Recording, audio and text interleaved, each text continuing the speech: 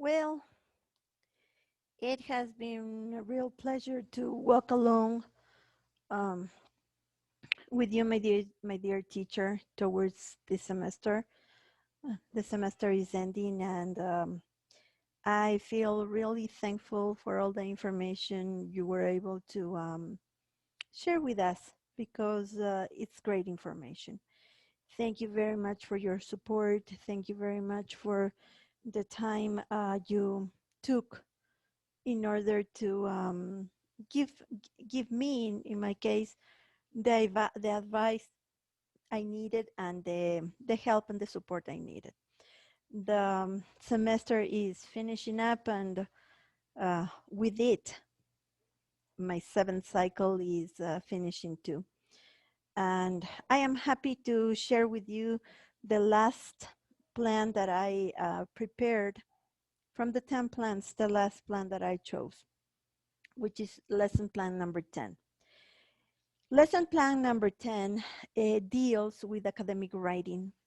And as I said before, academic writing is a very important subject in our school.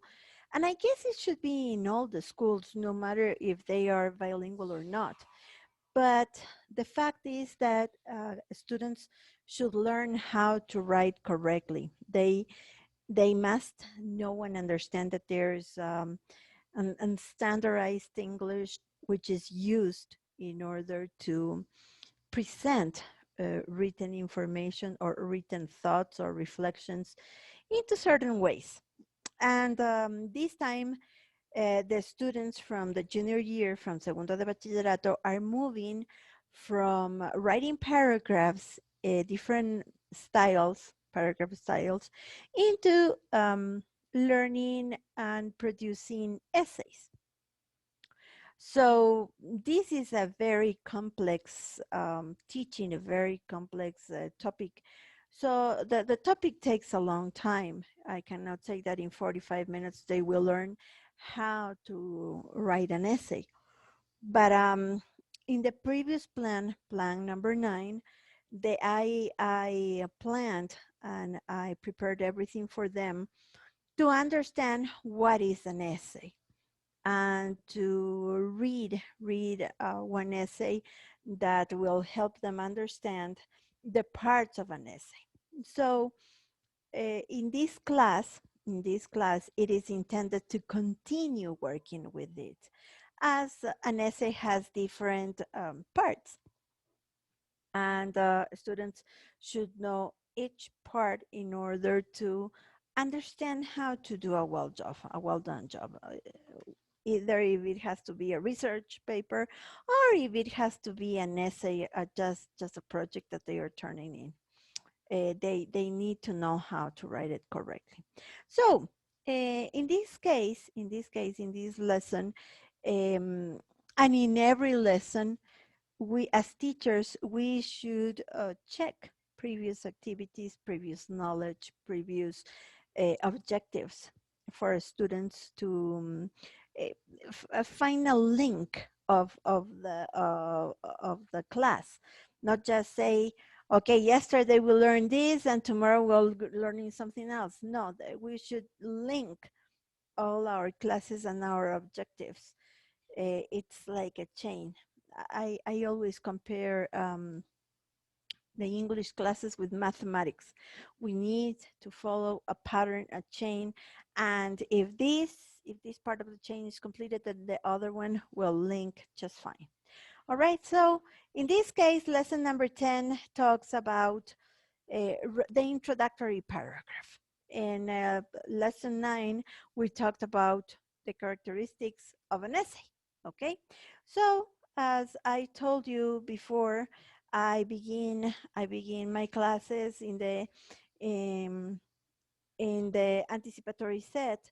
Uh, I would show them what we checked in previous days, a couple of days ago, the parts of an essay, and then we will focus ourselves on the introduction, the introductory paragraph, which is something very important.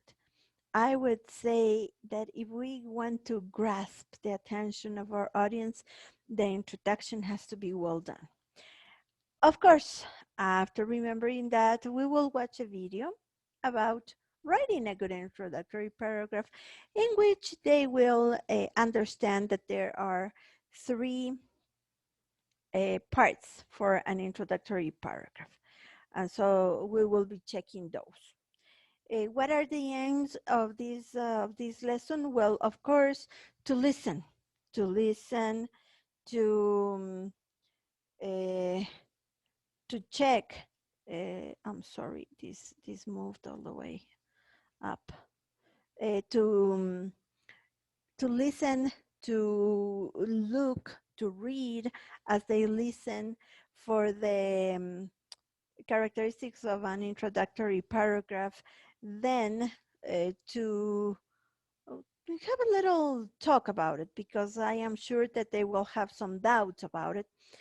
So they will be able to express their feelings, to say, I thought this and that. I think probably they will say, oh, that's too much for making an introductory paragraph. And so I will try to explain to them, and try to conduct them into trying to write an introductory paragraph by themselves, to see that things are possible. Then it's not just a matter of one line or one sentence or two sentences, but we can make good paragraphs with 8, 10, 12 sentences, which is fine. Okay, so um, for these, after watching the video, and after talking about the introductory paragraph, I will give them a handout that shows them what an introductory paragraph is and its parts, and also explain to them that there are different kinds of introductions, and specifically talk about the funnel introduction, because they need to know that there are different ways of presenting an introduction. There are different ways of presenting a paragraph, a paper, a research paper, information. So this is to show my students that things are not very rigid. They are flexible.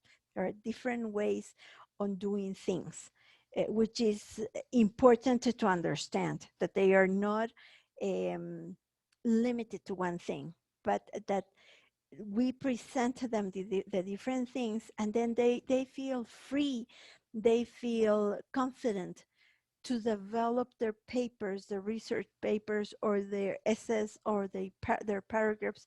They are free to develop in the style that they want, because each individual has a different style of learning, of producing, of becoming fluent. So we will make an outline. We will make an outline to organize an introductory paragraph. This will be done together, and then as an independent practice, they will develop it according to the instructions and to the information that I handed to them through the video, through my own information, and of course through the reading, to put everything together to produce. The assessment will be, they will read their paragraphs, they will analyze, not exactly me, but as a project between them, they will analyze and they will see if the paragraphs have the steps that we learned in this class.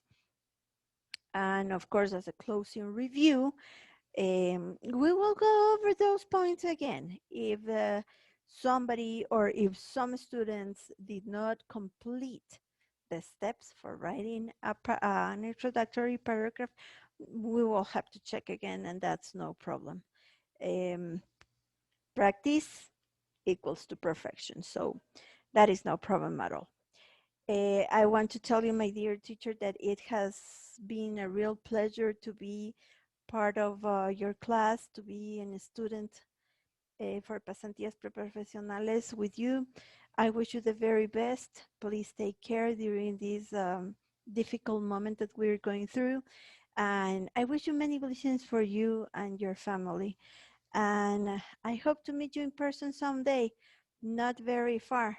I hope to graduate somewhere around along the line. I'll be seeing you, and God bless you, my dear teacher.